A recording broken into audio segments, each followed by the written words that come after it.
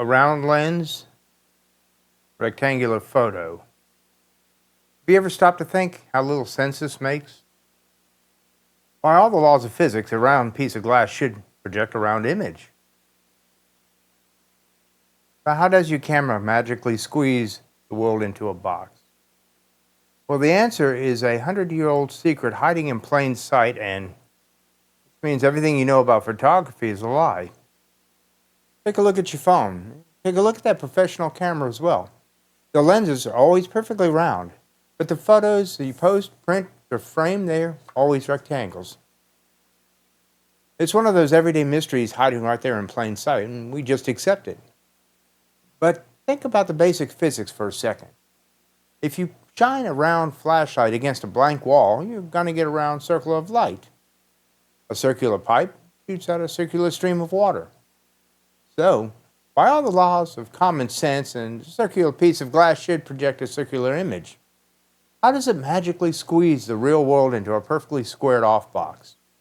Well, here's the mind-bending truth. It doesn't. The entire premise of the question is like really a lie. Your camera lens doesn't produce rectangular photos, and it never has. Right now, the lens filming me is projecting a massive, perfectly round picture into the dark cavern of this camera body. Every photo you've ever taken started its life as a circle.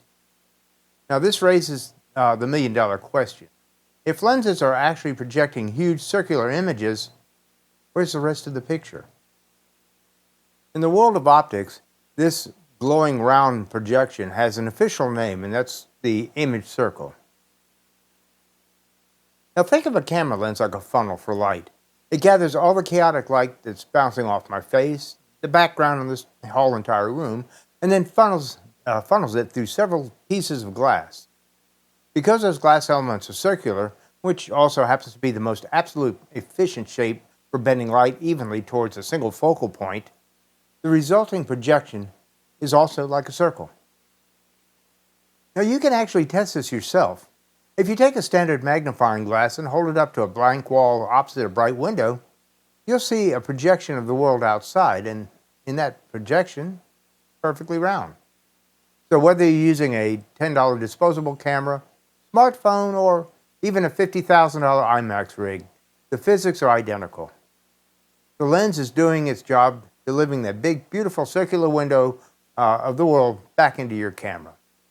But obviously, when you open that Instagram or print a photo, you aren't looking through a circular porthole. The full image circle never makes it out of that camera. Something is brutally slicing off the top, the bottom, and the sides, of that circle there before you even get to see it.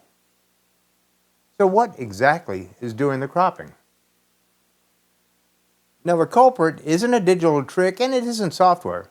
It's a physical gatekeeper sitting right in the middle of your camera body.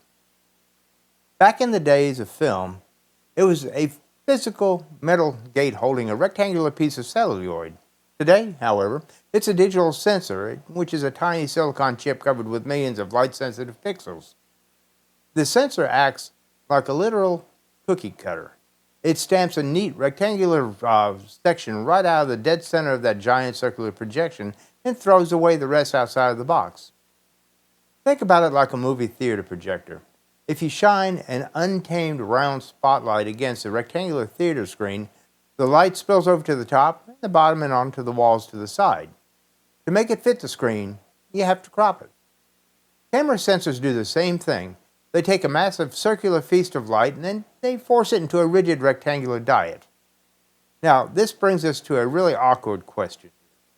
If the lens is working so hard, grinding expensive glass, polishing curves down to a nanometer to project this giant, beautiful circle of light, why on earth did camera designers make the sensors to throw most of it away anyway? Those edges aren't being wasted, they're being sacrificed for your protection. Bending light through a solid glass is incredibly difficult. The light rays passing through the dead center of a lens is a relatively straight, easy path. The center area is where the optical sweet spot is. It's sharp, bright, and it's perfect. But as you move towards the extreme edges of the curved piece of glass, things get a bit chaotic here. The light has to bend in such sharper angles, and this actually causes optical nightmares like vignetting. That's where the corners of the image get super dark. Or perhaps chromatic aberrations, and that's where these weird neon colors start to bleed into the edges of the image itself. If camera manufacturers gave you the full uncropped circular image, your photos would look like they were taken through the bottom of a mason jar. So, they use a sensor to crop out the ugly, distorted edges and keep the really pristine, high center quality. Okay, we have to crop the circle to save the image quality. That makes perfect sense. But why rectangular? If we just wanted to avoid the bad edges, why not crop it into a smaller perfect circle, or possibly even a symmetrical square? Now, there is one major exception to this perfect circle rule, and that comes from Hollywood. Back in the 1950s, directors wanted their movies to look incredibly wide and epic, so they could compete with television. But they had a problem.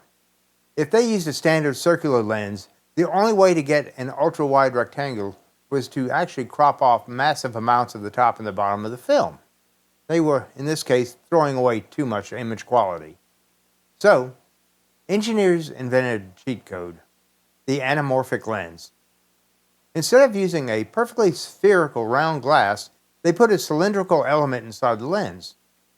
This literally squeezed the wide world horizontally, projecting an oval onto the square of film instead of the circle itself. Now, it looked ridiculous inside the camera. Everyone looked tall and skinny, but when they projected it into a theater, they put another special lens on the projector to stretch that image back out, and boom, high quality, ultra wide screen. Because anamorphic lenses bend light this weird asymmetrical way, they created those famous horizontal blue lens flares and oval-shaped background blur that instantly makes a video look cinematic. They broke the rules of physics just to get a wider box. But whether you're using a standard round lens or a crazy anamorphic one, the end goal is exactly the same: deliver a rectangle. Which brings us back to our final question. Why are we so obsessed with rectangles? The answer isn't about physics or glass, it's about biology. Now, think about how you experience the world right now. You don't have a single cyclops eye in the middle of your forehead and giving you a circular view of life. You actually have two eyes, positioned horizontally, side by side. When your brain combines the image from your left eye and your right eye, your natural field of vision is considerably wider than it is tall. We're all biologically hardwired to view the world in a panoramic format. If early camera makers had forced us to look at a square or circular photo, they would have felt claustrophobic and unnatural. The rectangular was chosen because it is the closest geometric shape to our natural human vision and just feels comfortable. Now, this is why paintings are rectangular, it's why movie screens are rectangular, and it's why the digital sensor inside your phone is rectangular.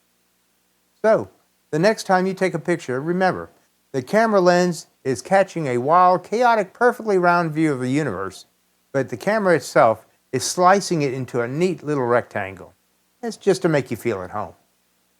Hey, if this video has changed the way you look at your camera, hit that subscribe button down below so we can keep exploring the weird science hiding in everyday life. Also, click that like button if you think this video deserves it. Now, you'll see YouTube suggest another video. You may want to check that out. Probably like that as well. Well, until next time, this is Steve. I'll catch you in the next video.